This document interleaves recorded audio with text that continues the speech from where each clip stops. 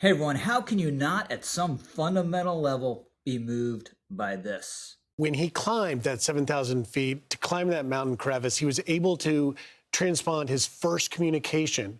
Reportedly, do you know what he said? What? He transpired, God is good. Right. God is good. That was the first message. I'm Rich Lowry of National Review, and that amazing Easter rescue is not just a story about the survival skills and the perseverance of the individual airmen down in hostile territory there in Iran, or a story about the proficiency of the U.S. military, although both of those obviously extraordinary. No, it is also a story about culture, about the importance of one person, the individual, to the U.S. military and the United States more broadly, and then even more fundamentally to Western culture. This is something that sets us apart as a civilization, and I want to describe why that is so. First, let's talk about, in particular, the U.S. military's commitment to leaving no man behind, and then broaden out the discussion. Now, even in World War II, you see a remarkable commitment on the part of the U.S. military to recovering its own, alive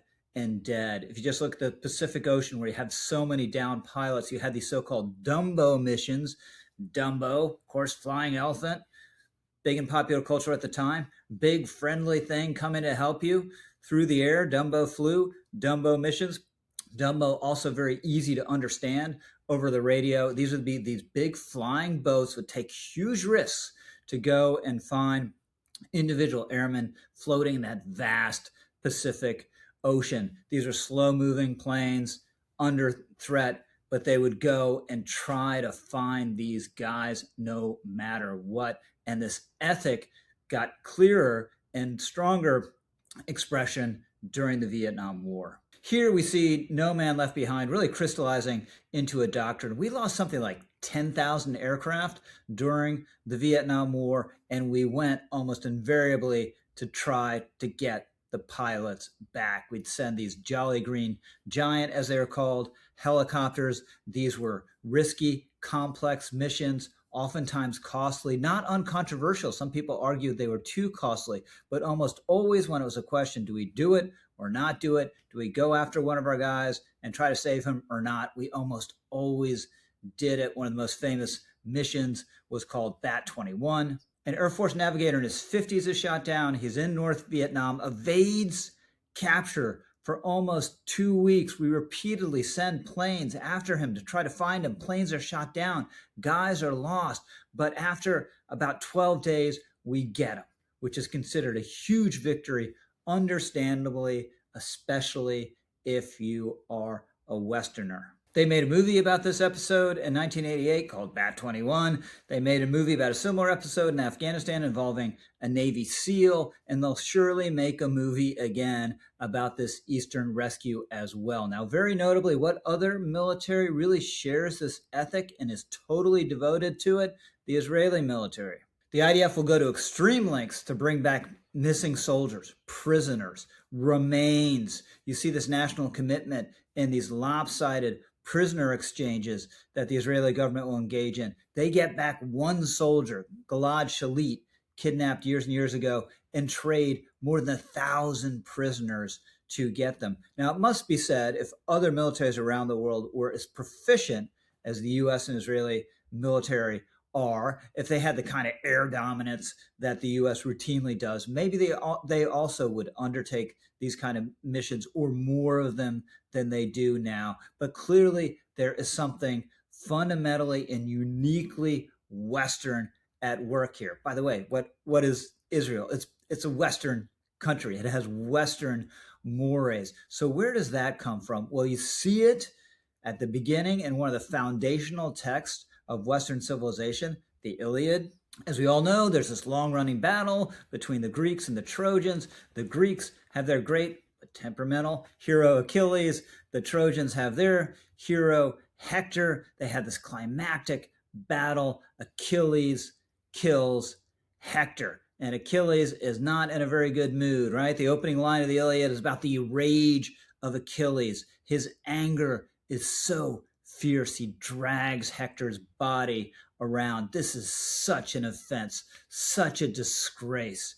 And Hector's father, the king of the Trojans, has to watch this, and he decides he has to do something about it. So he takes an extraordinary risk, like those Dumbo flights we're talking about in World War I, or the Jolly Green Giants in Vietnam, leaves Troy at night, goes to the enemy camp alone, and begs Achilles for his son's body. He says, "Remember your own father, great godlike Achilles, as old as I am, past the threshold of deadly old age. No doubt the men around him plague him now.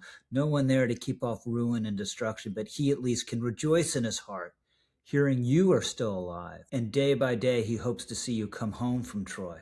But I am the most miserable of men on earth. I fathered the best of sons in the wide realm of Troy, and I tell you, not one is left. I've endured what no one on earth has ever done before. I put my lips to the hands of the man who killed my son. Revere the gods, Achilles. Pity me in my own right. Remember your own father. I deserve more pity.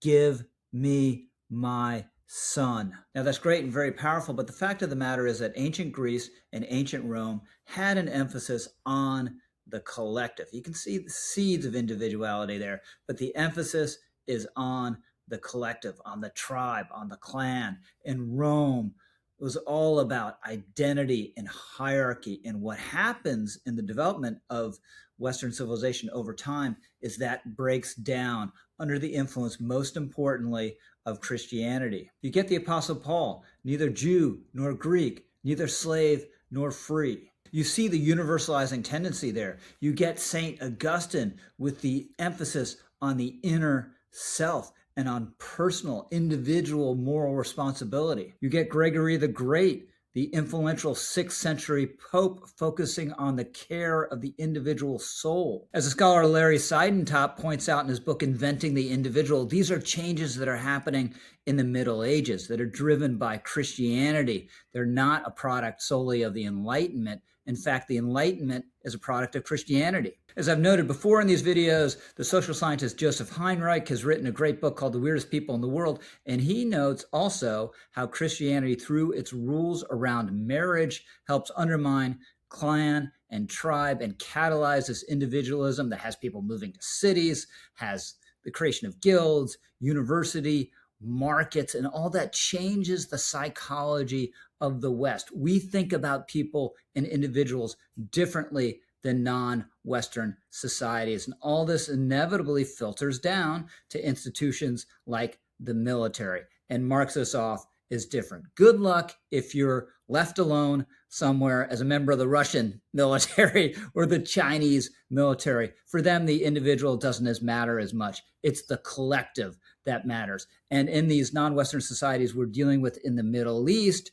you have a non-Western society and layered on top a totalitarian religious ideology. So in Gaza, you get a terror group, Hamas, that doesn't care about people, only cares about the cause, and is willing to use people as human shields and see its entire society destroyed as long as it survives and its cracked lunatic vision. We are seeing the same thing now in Iran. So that's why that Easter rescue was not just a display of military superiority, but also cultural superiority if you believe that every person is made in the image of God and every individual has worth and dignity. So yes, an incredible military operation, but also an example of one of the wonders of our civilization. I'm Rich Lowry, over and out.